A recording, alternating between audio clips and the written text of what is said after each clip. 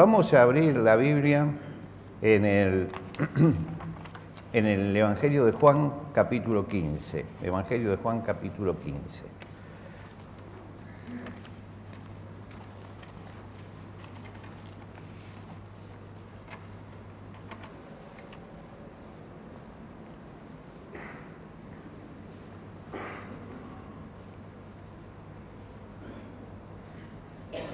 Nosotros hoy estamos acá reunidos alrededor de la mesa del Señor. Esto que nosotros vamos a leer lo explicaba Jesús ya antes de servir la cena, de instituirla. Lo que quiere decir que estamos un poco viendo el prólogo de lo que va a ser la cena del Señor y de lo que representa la cena del Señor. En ese sermón, el Señor enseñó a los discípulos las claves de la vida cristiana. Y lo que nosotros vamos a ver hoy es una de esas claves de la vida cristiana. Capítulo 15 de Evangelio según San Juan. Dice, yo soy la vid verdadera y mi Padre es el labrador. Todo pámpano que en mí no lleva fruto lo quitará, y todo aquel que lleva fruto lo limpiará para que lleve más fruto. Ya vosotros estáis limpios por la palabra que os he hablado. Permaneced en mí y yo en vosotros. Como el pámpano no puede llevar fruto por sí mismo si no permanece en la vid, así tampoco vosotros si no permanecéis en mí. Yo soy la vid, vosotros los pámpanos. El que permanece en mí y yo en él, éste lleva mucho fruto, porque separados de mí nada podéis hacer. Hasta aquí nada más en la lectura de la palabra de Dios esta mañana. El tema del fruto es algo que marca parabólicamente la llegada del Evangelio. ¿Por qué? Ya cuando Juan el Bautista comienza a presentarlo a Jesús, él dice, haced frutos dignos de arrepentimiento. Llama a la gente a arrepentirse y ya allí, todavía el Señor no empezó su ministerio, ya allí se está hablando del fruto, se está marcando el principio del fruto.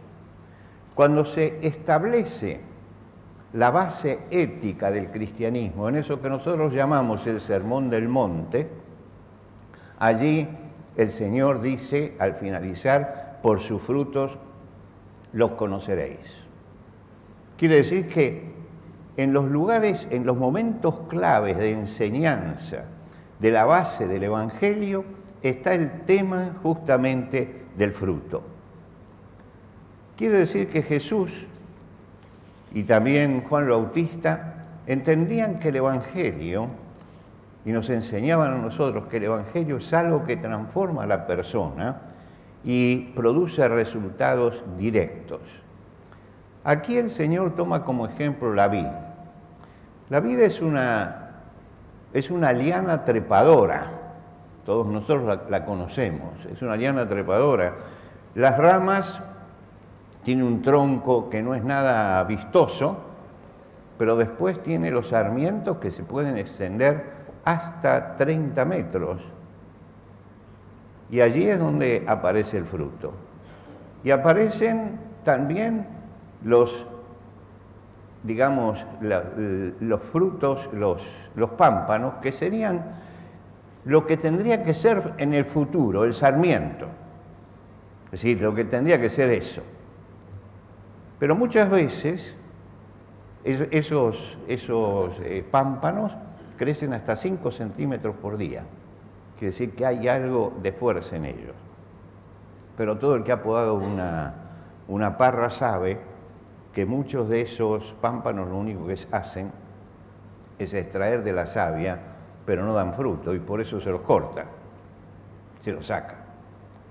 Jesús conocía muy bien todo este trabajo, porque venía de una zona agrícola, y entonces comienza a tomar esto como base de la enseñanza. Y él dice, yo soy la vid verdadera. El pámpano que en mí no lleva fruto, se le quitará, y todo aquel que lleva fruto lo limpiará para que lleve más fruto. Ahora uno dice, ¿qué es esto? Esto es lo que nosotros llamaríamos la esfera de la confesión cristiana, de Jesucristo. ¿Qué significa la esfera de la confesión? Que todos nosotros, si yo pregunto hoy, todos somos cristianos. Ahora, si usted le preguntaba a los 12 discípulos, a los 12 apóstoles, todos ellos eran seguidores de Cristo. Sin embargo, hubo uno que lo único que hacía era confesarlo de labios, pero el corazón estaba muy lejos de Jesucristo. Y Judas es el que lo vende. Aparentemente era alguien más del grupo, pero no era alguien más del grupo. ¿Y cómo se lo conoció? Se lo conoció por el fruto, se lo conoció por el resultado. El fruto manifiesta un cambio de vida, es el resultado de un cambio de vida. Es el resultado de que los nutrientes que estoy recibiendo del Señor, perdón, están trabajando en mí. En el Nuevo Testamento se utiliza muchas veces la frase en Cristo, en Cristo. Más de 90 veces aparece en el Nuevo Testamento esta frase. Si alguno está en Cristo, nueva criatura es. Quiere decir, si estoy yo puesto allí, soy una nueva persona. Ahora pues ninguna condenación hay para los que están en Cristo Jesús. No hay condenación y soy una nueva criatura. ¿Por qué? Porque estoy en Cristo. Y participamos de todas las promesas de Dios en Cristo. Ahora el Señor le dice a los discípulos, permaneced en mí y yo en vosotros. Como el pámpano no puede llevar fruto por sí mismo si no permanece en la vid, así tampoco vosotros si no permanecéis en mí. Muchos se acercan a la fe para solucionar un problema en la vida. Se acercan a la fe porque tienen un problema de salud. Fueron a todos los médicos y se acercan al Señor también para que ponga su mano en él. Otros se acercan porque tienen problemas de familia y quieren arreglarlos y se acercan a Jesús por eso. Otros tienen problemas económicos y se acercan a Jesús por eso. ¿Qué es lo que buscan? Quieren que Jesús toque la vida y produzca algo. Es decir, que Jesús tienda la mano y toque a esa persona, dándole eso que en ese momento necesita. Pero la fe cristiana no es el hecho de que pasa Jesús y me toca. Es que yo entrego mi vida al Señor. Y en general, si yo solamente me acerco a Cristo para solucionar un problema, nunca voy a llegar a tener plenitud de vida cristiana, no voy a llegar a tener ninguna de estas cosas, porque lo único que estoy buscando es que Jesús solucione mi problema y no hay una entrega de vida. Esa entrega de vida es lo que produce que yo esté unido a la vid y que empiece a dar fruto. ¿Por qué? Porque en ese momento que yo entrego mi vida al Señor, la savia que corre por la vid llega hasta mí y vitaliza mi vida espiritual. Y se manifiesta en un cambio fundamental en nuestra vida, una transformación, hasta tal punto que el apóstol Pablo dice, si alguno está en Cristo, nueva criatura es. Es decir, estamos relacionados con Él. Entre los discípulos de Jesús estaba Simón. Simón era un hombre rústico, primitivo, irreflexivo, y se implantó en la vid. Y por supuesto que su temperamento siguió siendo el mismo. Siguió siendo el mismo el temperamento, pero su carácter fue cambiando. Su carácter cambió. Moisés era un hombre colérico. Y lo demuestra toda su vida que era colérico. Nunca dejó de ser colérico. Nunca lo dejó. Pero en alguna forma la presencia de Dios empezó a trabajar en su vida para que toda esa fuerza que él tenía como colérico pudiera llevar al pueblo adelante, porque se necesitaba un hombre de ese carácter. Pero es un hombre de ese carácter que hiciera que su carácter respondiera a lo que Dios quería hacer con él. Y por eso nos implantamos en la vid. Cuando uno mira el tronco de una vid, parece no tener vida, parece que está seco. La apariencia es esa. Pero cuando miramos hacia arriba y vemos lo que se está produciendo allí arriba, allí está la manifestación de la vida. Allí es donde se manifiesta la vida. Y la vida de Cristo se manifiesta dentro de la sociedad por lo que se produce en nuestra vida. Quiere decir que cada uno de nosotros es hecho un testigo de Dios. El testigo no es un abogado. Muchos creen que ser cristiano es abogado, es hablar de Cristo y convencer a la gente de que Cristo, y son abogados de Cristo. Pero si yo no manifiesto a Cristo en mi vida, puedo ser un perfecto abogado, pero voy a ser un imperfecto cristiano, por decirlo de alguna manera. Otros creen que son activistas, el asunto es mover a la gente. Pero lo que la palabra dice, somos testigos. ¿Y el testigo qué es lo que muestra cuando llega delante del juez? Las pruebas, simplemente. El testigo aporta la prueba. Y cada uno de nosotros tiene que aportar la prueba de lo que significa Jesucristo en nuestra vida. Y eso es el fruto. Cuando llegaron los primeros cristianos y se empezaron a manifestar como cristianos en el mundo antiguo, la gente los miraba con extrañeza. Muchos de ellos eran griegos.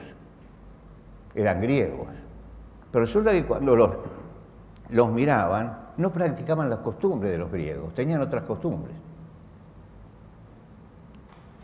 Otros eran judíos, y ellos los reconocían como judíos, pero resulta que no eran fundamentalistas judíos, ni practicaban muchas de las cosas que practicaban los judíos. Otros eran romanos, pero no tenían la soberbia del romano de que hemos dominado a este pueblo. Otros eran sirios porque en el norte había muchos que se convertían que eran sirios, y esos sirios no seguían a los dioses de los sirios. Y ahí se produjo un problema en la gente que los veía, porque si resulta que son griegos de orígenes, pero no practican la religión de los griegos, si son judíos, pero resulta que no aceptan esto, si son sirios, pero no tienen la idolatría, si son romanos, pero no tienen la soberbia, ¿qué son? Son cristianos. Y de ahí nace el nombre, son cristianos. Estos son diferentes a todos. Son diferentes a todos. Era el cambio de vida que había en ellos lo que se veía. Y la gente dijo, a esto no lo podemos clasificar de ninguna manera, más que como cristianos. ¿Por qué? Porque en su vida están demostrando algo totalmente diferente, que es la presencia de Cristo. Y fíjense que el término cristiano no es algo que hayan adoptado los cristianos, por el contrario, fue la gente el que se lo puso. Estos son cristianos. ¿Por qué? Porque viven diferente, porque sienten diferente, porque piensan diferente, porque actúan diferente. Y se espera de un cristiano que sea justamente eso. Llevamos frutos, y ese fruto es lo que se ve, y ese fruto es lo que nos identifica. Cuando lo llamaron cristianos por primera vez, fue en la ciudad de Antioquía, los llamaron cristianos. Lo que hicieron fue identificarlos como alguien diferente a todos. Y el cristiano tiene que ser eso. Ahora, cuando usted lee este capítulo, este discurso de Jesús y este tema, él repite permanentemente una palabra. 10 veces aparece en todo el discurso de Jesús, y es breve, la lectura es breve, aparece 10 veces la misma palabra. Y no es la palabra fruto, es la palabra permanecer. Permanecer. Él dice, para que lleven fruto, tienen que permanecer. Si permanecéis en mí, mis palabras permanecen en ustedes, aparece la palabra permanecer. Yo tengo que permanecer en Cristo y la palabra de Cristo tiene que permanecer en mí. Hay una doble permanencia. Su palabra tiene que permanecer en nosotros y nosotros tenemos que permanecer en Él. Y todo eso empieza a dar su resultado. Para permanecer tenemos que tener constancia. Nosotros vivimos en una sociedad muy inconstante, muy cambiante, donde la gente no tiene metas a largo plazo, sino a corto plazo y las cambia en cualquier momento. Bueno, el cristiano tiene que tener constancia, porque para dar fruto hay que tener constancia. Tiene que tener perseverancia, tiene que tener persistencia. Estas son palabras que la sociedad está ignorando cada vez más, pero que forman la base del crecimiento. ¿Por qué hay tanta inmadurez en nuestra sociedad? ¿Por qué hay mucha inconstancia? ¿Por qué hay mucha falta de perseverancia? Porque no hay persistencia. Si permanecemos en el Señor, Dios hace su obra en nosotros, y fructificamos unidos al Señor Jesucristo. Fíjense ustedes que cuando David, que es ajeno a toda esta historia que nosotros hemos hablado, pero es un antecedente importante, David, cuando habla de eso, dice en el Salmo 1, bienaventurado el varón que no anduvo en consejo de malos, ni estuvo en camino de pecadores, sino que en la ley de Jehová está su delicia y en su ley medita de día y de noche. Será como un árbol plantado junto a una corriente de agua que da su fruto a su tiempo. Su fruto a su tiempo. Su hoja no cae y todo lo que hace prosperará. El fruto llega a su tiempo, pero tiene como base, en su ley medita de día y de noche. Es decir, la ley de Dios es importante, la palabra de Dios es importante en su vida. Quien escribe esto, el Salmo 1, no es un místico, ni es un santo como lo sentimos nosotros en lo popular, ni es un teólogo. Es alguien que experimenta en la vida lo que significa la fe. Y que la fe tiene que transformarnos de adentro hacia afuera y tiene que manifestarse Cristo. Y esto hace que seamos cristianos.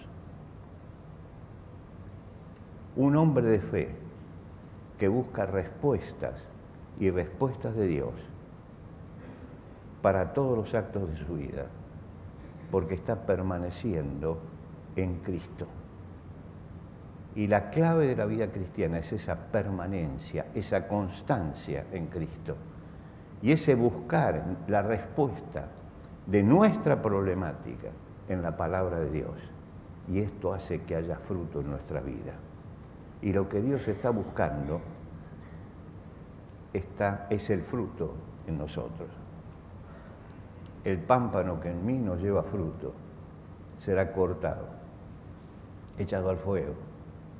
No me sirve, es inútil. El que lleva fruto es el que permanece y muestra la vida de Dios.